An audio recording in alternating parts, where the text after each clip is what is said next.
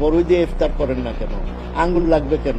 কি আপেল লাগবে কেন? আর কিছু নাই আমাদের দেশে? পেয়ারা দেন না? A few moments later.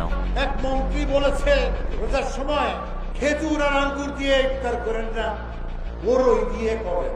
আপনি মানুষের জন্য ঠাট্টা মস্করা করেন। মাননীয় প্রধানমন্ত্রী এই ধরনের মস্করা করা মন্ত্রীকে এখনই পাছায় লাথি মেরে বের করে দেন।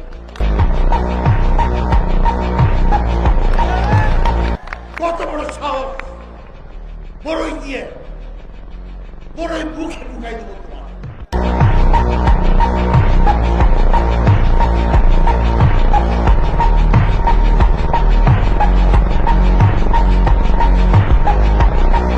বড়ই দিয়ে ইফতার করেন না কেন? আঙ্গুর লাগবে কেন? কি আপেল লাগবে কেন? আর কিছু নাই আমাদের দেশে? পেয়ারা দেন না? A few moments later. এক মন্ত্রী বলেছে রোজার সময়